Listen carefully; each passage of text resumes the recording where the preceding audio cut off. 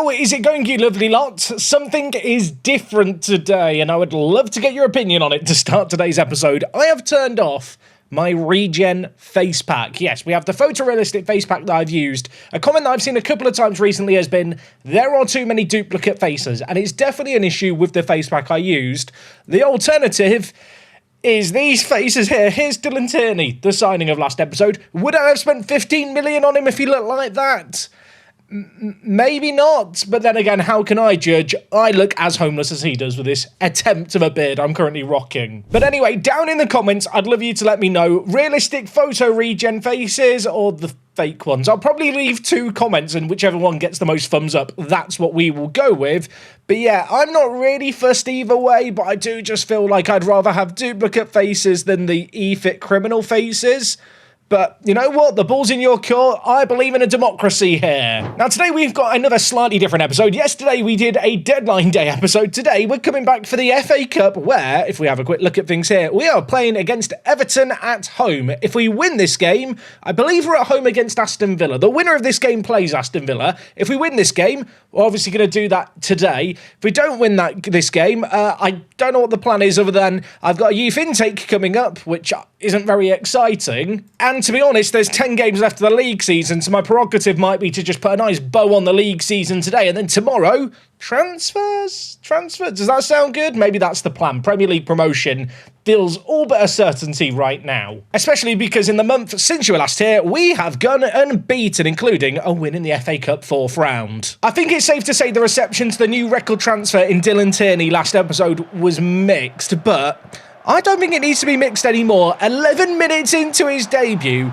How about that for a finish by the Scottish international? I've already shown his face once today. He has been really good. 4 goals in 4 championship games. Didn't score against Norwich in the FA Cup, but he is looking like a good player already. Annoyingly, though, he's injured, so he's not going to feature in the first game today. The next game we had was a comeback win against West Brom. Tierney scored in this one, as did Julio. Julio this year has been a really, really lethal goal scorer. The Colombian left attacking mid. I feel like every time we watch a match live, he has one highlight where he does a really mazy little run, then tries to finesse it into the top corner. It very rarely goes in, but saying all of that, he's actually had a great output this year. 13 goals and 9 assists for him is a really solid return. After that, we took on Norwich in the FA Cup, where, as you can see, Aguiar got the all-important goal, and whilst we could only win one of our 3 most recent games, I'm pretty happy with things, with the exception of this game here. Swansea away, 2-0 up, 92nd minute.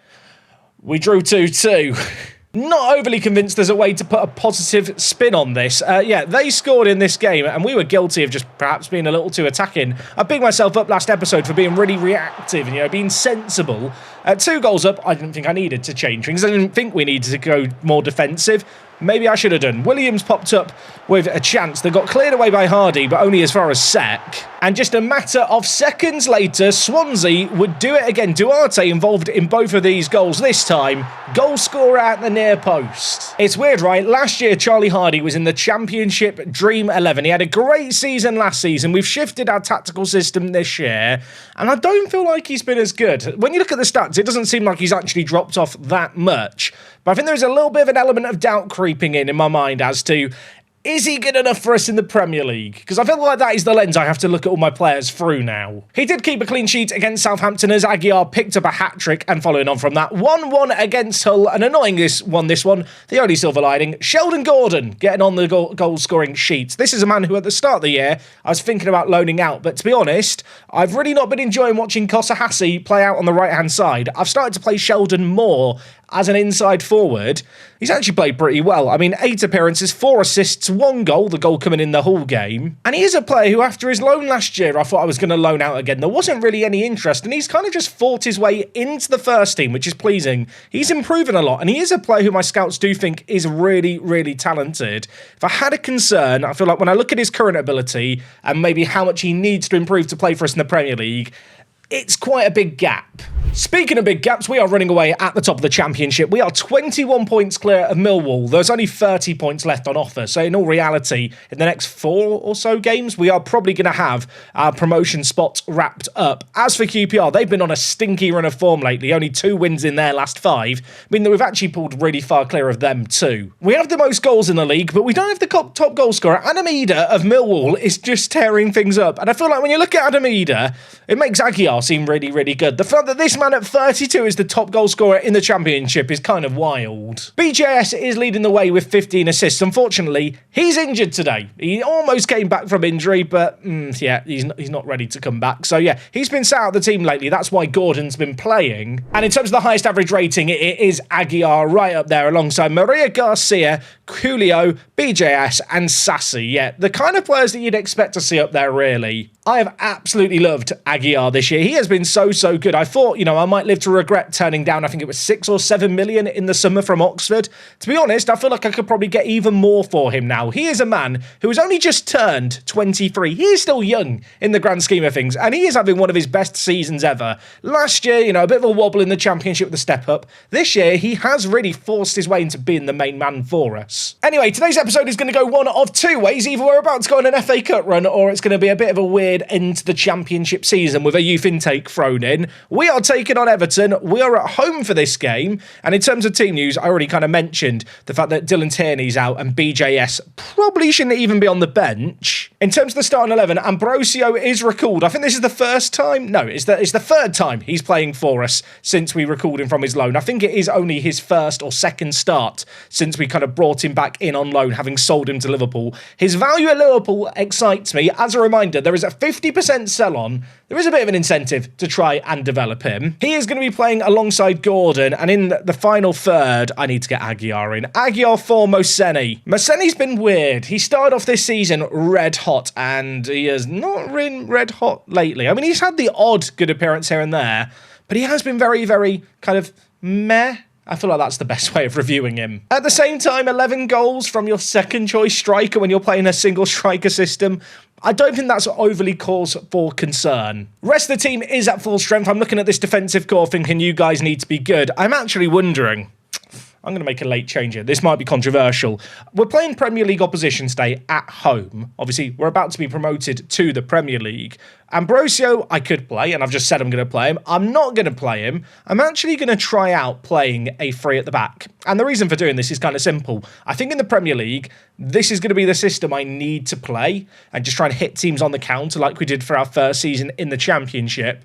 And this is a rare opportunity to see, can this actually work against Everton? And if it does, transfers might be dictated around playing this shape over the summer. Debbie Hind, the team you've picked today seems to have a different look about it, particularly in possession. Is there a risk that changes while you're on a good run upset the balance? There's no complacency here. Debbie, you don't understand my mastery. We can talk about the tactics after the match. You know what? I'm going to say that to Debbie from Sky Sports News. Do one. Stop asking me questions. Let me leave. Okay, let's see how we do. Jayden Dans over Liverpool's academy playing for Everton.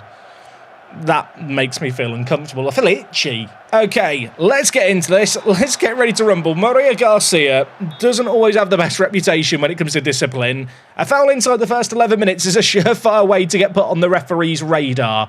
Obviously, we are underdogs in this game, but we're at home and, well, this is the kind of team we're going to be playing every weekend next season, so I want to see a semi-competitive performance at the very least. I feel like from a technical perspective, we're not going to be able to compete with the Premier League teams that spend, £20 million on their benched striker. So my plan here really is to build a team that has pace, has physicality. If we can make the most of set pieces, win the ball in the air a lot, that would be the dream. And well, speaking of set pieces, maybe an opportunity here. We've got so many big players here. Haddad, I think, has 18 or 19 jumping reach. Oh my word, Garcia has 18 jumping reach. Sassy has 16. I feel like if you took the jumping reach of my centre-backs and my wing-backs, it's probably higher than a lot of teams' entire sides. I have just checked. The average jumping reach of my back 5 is 17, which is kind of mad. If you include Hardy as well, more than half my starting 11 have at least 16 jumping reach. So from set pieces, we should never concede, he says, knowing full well he's conceded too many from set pieces this year. They're on the attack, edge of the box shot. Goes over, that's a warning. This is the only game on today, by the way. I think we are the last FA Cup game to be played. All the cameras, you know, they've come down to the dripping pan, and we're hopefully going to put on a show and a little bit of an upset. Of course, as a reminder, a winner has to be decided today. FA Cup replays long gone. Sadly, at this point, one of the parts that I really used to love about this competition, it's evaporated. A winner has to happen today, as a Lachlan gives away the softest penalty ever. How is that a penalty? I mean, that is a joke. That's it. There's no VAR, so we've not got that to fall back on. And now it's on Zalazar for them. That's a very fun name. He steps up. I put the question mark over Hardy. Save this. Become a hero. Become a legend. He went the right way, and I thought he was going to save it, and I got excited. You could hear it, couldn't you? They've scored. It's 1-0. Zalazar steps up, strikes it, and Hardy's jumped too far into the corner. I mean, in a game like this, if you want to cause an upset, the one thing you always kind of know is just don't give away a penalty. You know, don't give them an easy way to get a goal. Annoyingly, outside of that, they've not created a great deal. I suppose the issue for us is we're not creating anything either. Okay, 20 seconds left of the half. This is either Football Manager pulling my leg and wanting to wind me up a little bit with kind of a fake highlight, or we're about to make something happen in the very last minute. Travers has the ball for them. This is a pointless highlight, isn't it? Football Manager's giving me hope. Why are we showing me this? Football Manager, Sports Interactive, can we fix these replays? I usually edit them out, the videos. I'm going to leave this one in. Why am I being shown that? Right, you've been terrible. Sort it out. I mean, there comes a point where I need to go more attacking in this game. I'm going to look at the positives. We've not conceded a goal to Everton outside of a penalty. So this tactic clearly has something going for it.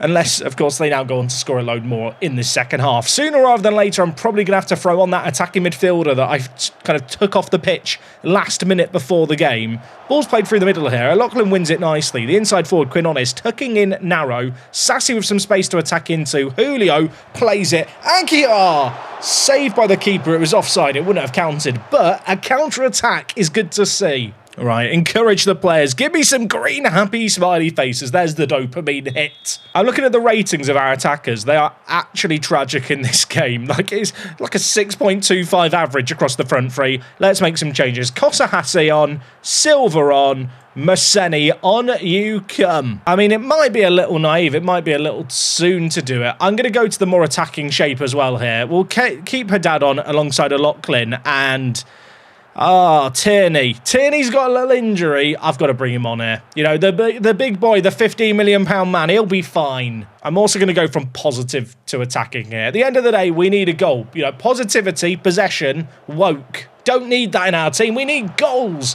Lumping it forward here. Tierney, speaking of the devil, here he is. Garcia. Kosahassi's in behind. This guy's not been good this year. He could redeem his season. He does redeem his season. It's 1-1. Tactical genius. Other than the fact I played the free at the back initially. Tierney drifts wide. Maria Garcia dinks it in. That free roll. Whenever you get the free roll in possession and he goes on a wander, defenders chase him.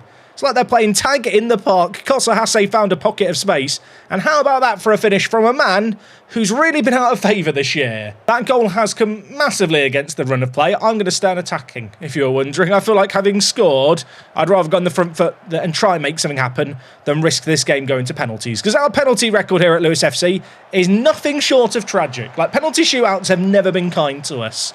Maseni. Can we get something going here, Maseni? That's a ball. That is a ball. Is Silva onside? He scored. He's not scored it. He was offside. Okay. I genuinely thought he just scored there from the angle he took the shot at. He has somehow managed to miss it. The linesman has spared him his blushes. But we're on the attack. We're making something happen here. Now Sassy's got the ball. Cardozo. Sassy. I feel like Sassy on this near side has been uncharacteristically quiet in this game. That run there is nice. He dinks it. Kosahase has got to keep it alive. That ball back to Fram. Questionable to say the very least. There's 18 minutes left here. Jesus Maria Garcia. Like, literally Jesus. Sorry to be blasphemous. He's got a red card. He's got a red card. I mean, that is suboptimal. I mean, the worst thing here is I've just brought on a fresh front four, and really, I need to take one of them off. Tierney. You know what? I brought Tierney on. He has an injury. He's come on. He's played 10 minutes. He's helped us score. We're going to just go to the exact same system we were playing before, just without the centre attack in mid. And let's go to balanced in mentality now. Logic dictates I should really just be holding on in this game and setting up to be more defensive. But this is Football Manager where, you know, normal logic doesn't matter. Football Manager logic dictates play the same shape defensively and it'll probably be fine. There's 5 minutes left. This is probably going to a shootout. You know what? After all these years, you'd think that I would, you know, built the team more for penalties and stuff. I really haven't, have I? Look at that. No one has above 10 penalty taking. I'm just going to pick players that are at least a little bit composed and hope that's fine. Oh, we've been so bad with penalties at this team. Okay, Zalazar scored one already. He has scored another. Hardy, I'm looking at you to be hero. Also, while we're on the topic of Football Manager replays, can we all agree that the shootouts take way too long to be shown now? Like, we don't need the run-up of every penalty. I normally edit it out, the shootout, so you don't have to deal with it. If you play this game, you know the struggles. Maseni steps up, scores. Next penalty, please, editing Jack. If we had the budget, this would be the bit where, you know, we have the SpongeBob 1 eternity later, but we don't have that budget here, so I'll do it. Editing Jack, we'll just keep it in the video. Jaden Addons is stepping up and scoring down the middle.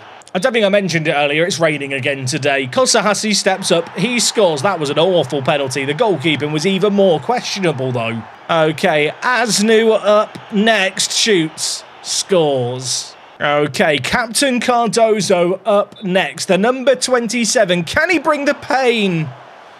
No. Well, he can, just to Lewis FC fans. He hits the post and misses. Can someone please remind me in the comments of this video to buy a bloody penalty taker? Dwight McNeil scores. And we have to score and they have to miss. And then we have to score again. And that feels highly improbable. But you know what? Improbable is not impossible. Silver steps up, he's missed as well. Okay.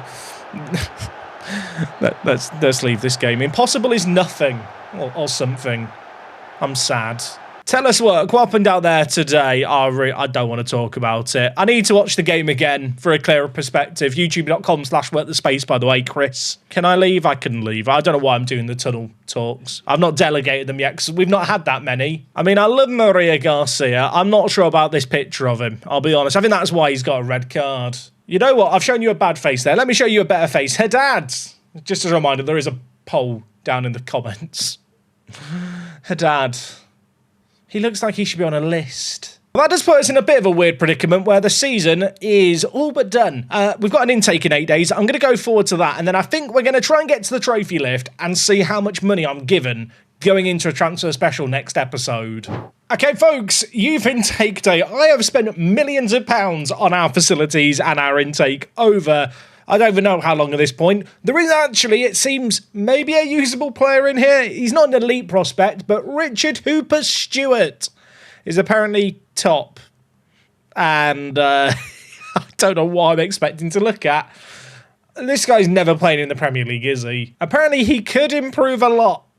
But that's the extent of it. I mean, how much is a lot? Please tell me. I'm going to go ahead and say it. So far, the investment I've put in the facilities just hasn't been worth it. I know when it comes to intakes, it's a long-term thing and it is very tied to club reputation where we are definitely still lagging behind. I guess the good thing is that our training and youth facilities are good. So the players that we're signing are at least getting pretty good development off the back of that. I am hoping that once we hit the Premier League, with the reputation going up, that will probably help. Also, I have had a few different comments mentioning the stadium situation. At the start of the season, this season, in the transfer special, you might remember we talked about it. I have no updates to share with you besides the fact the board have said they're looking at plans for a stadium, which actually can mean it's still years away. I'm a little bit worried that we're going to build a stadium and it's going to be very, very small and we're going to outgrow it really quickly, which would be a problem because in Football Manager, you can only request a new stadium once every 20 years. So if they build a stadium now and it's not very big,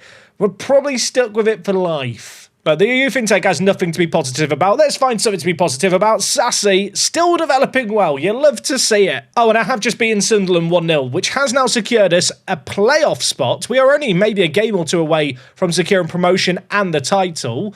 So that's quite exciting. Well, we've just beaten Derby County 3-0, and look at this. Promotion secured to the Premier League. I think the budgets are going to be set now. We've not yet won the league officially. Board set the budgets for the current year. Wage budget of £400,000. Transfer budget of £26 million.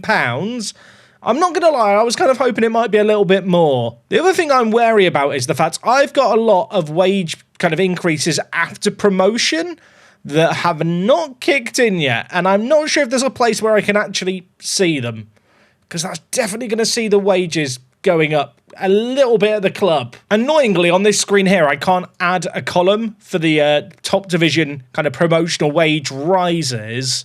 Oh, I guess I can do it on the squad screen, maybe. Insert column, where are we? Contract clauses, top divisional promotional wage rise. Yeah, there's a lot of players here whose wages are going up by 50%, and that should maybe be a concern.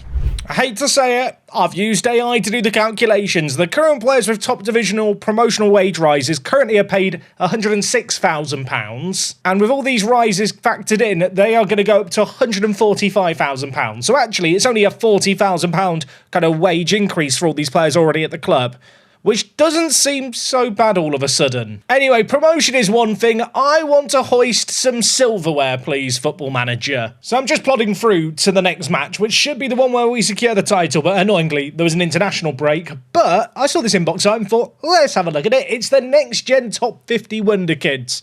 Unfortunately, we still don't have a scout all button, but we can look through these players individually. Top of the list is Dylan Crawford of Arsenal, on loan at Aberdeen. He is not that good. I assume he must have quite good potential. I do find in general the next gen list can often get swayed a lot by reputation. So the fact he's come through Arsenal's academy, I imagine is doing a lot of heavy lifting. To be fair, the guy second in the list, right, is in Czechia, and he's playing for this team here. Is this even the top division of the Czech Republic? I think it is. He's got a bit of a GR energy, hasn't he? He can play centre-back, centre-mid and striker. Not sure why he can play all those positions. He's actually not a bad little centre-back at 19. Apparently, he would actually join me for 1.8 million. Wage demands 12,000 to 16,000. I have noticed with all my players' wage demands, they've all jumped up all of a sudden. That could be because of the new record signing, who's on too much money, that we signed last episode. Could also just be because we're in the Premier League now and they know that I have money. Apparently, I don't have the scouting budget to scout him. I'm going to jig some budget around, which luckily for us, we have a little bit of money to spare to, move these around if we need to. And I am going to make sure that Mihail here, we do get a scout report on. I can't scout him until I go forward today, even though I've rejigged the budget. Also, if you're having a bug on this screen where you kind of click here and it bugs out, you see how number 11 and stuff have appeared below. Easy way to fix this. Just click 1 to 10, then click on the next one across and it works. So yeah, that's been a bug for months at this point, but that's how you fix it. I mean, this guy looks very, very good, but I'm not sure I need another right back. I like Maria Garcia too much. There are some very, very good players here. Unfortunately, most of the ones in the top 10 at least have values that are more than my current transfer budget. Kenneth Gromman, apparently I've already got scouted, so shout out to my scouts. They're clearly doing something right. £35 million for the 17-year-old. It's a bit out of our budget. I do find that with the next gen list, it can be very, very hit and miss. Sometimes there's some great players and sometimes there's some not so good players. Zidane Zidi here, Tunisian international with these attributes, and he's only just turned 18. Do you want to come play in the Premier League? Okay, you know what? I think for 300k, I'm probably going to buy this man. Probably overpaid that. I just got excited. 350k for a man called Zidane. I did also notice on that same tab, Mark Bentner, who I remember looking at before and thinking was very good years ago now. He looks exceptional. Really good. He's only just turned 19. He's not interested in joining me. He's available for £1.2 million. That's just deeply upsetting, isn't it? I feel like this is a man who, throughout the summer, I am going to harass and stalk and hopefully eventually sign. Anyway, I know that I could look through regens forever, and you guys probably could too. We have got another game to do today. I want to lift the championship title before I go to bed. It's getting quite late here. Bit of a chaotic game here to end the season. We've just gone 3-1 up, deflected shot. Jesus Maria Garcia got sent off again. This has been a bit of a weird championship season. I didn't think we'd run away with the league like we have done, but, I mean, it's just been one-way traffic. Also, I realised Maria Garcia got sent off. I never changed anything. I feel like if that doesn't summarise this season, nothing will. We've played this game for the trophy lift. Let's enjoy it. Let's bask in this moment. I feel like we've not actually seen that many trophy lifts in videos, so it's nice to see one, especially because it could be the first and last for a little while. Obviously, Premier League is going to be tough. I've kind of got a self-imposed challenge I want to win the Premier League in 5 seasons with Lewis FC. That's the aim. For now, though, let's bask in the glory of the Championship and the magical floating trophy and the beautiful stadium that is Bristol City's stadium. Bit of a shame we're not doing it in the dripping pan, but there you go. Trophy lifted, season done. Tomorrow we splash cash. Now, between now and tomorrow, I've still got like another 2 months of Football Manager to play because we've wrapped up the title so early. I say that, maybe I'm exaggerating a little bit. There is 6 games to spare, but we have been so dominant this year. I was going to look back through the past seasons to look at, you know, what other league winners had done in their seasons. The table's broken. Should we just end the video here? Nah, you know what? Let's end it on a high. Zidane. We're waiting on a work permit. I have had to include a release clause in this signing, which is a bit frustrating. He doesn't have an agent because he's not got one, I guess because he's so young. So I've not been able to talk to his agent to get rid of it. But I feel like it'd be silly not to sign this guy for £300,000. Lewis FC win the Championship. The board are happy. I'm happy. By the way, I've signed a new deal at the club. I know what you're thinking, Jack. How much are you earning now? £775. Yeah, I do wish the financial element of Football Manager, you know, improved a little bit. It's not great, is it? Jesus Maria Garcia accepts his fine. He's had too many red cards. I mean, he's had 3 so far this season. Less of those next season, please. You're up high in my favourites list of players. You could go down very quickly with some annoying reds. Anyway, folks, that's going to wrap things up from me today. I'm going to go away and play the rest of the season. When we return next time, we'll run through all the award winners, and then we're going to figure out what we're doing financially. How much of this money are we going to be spending?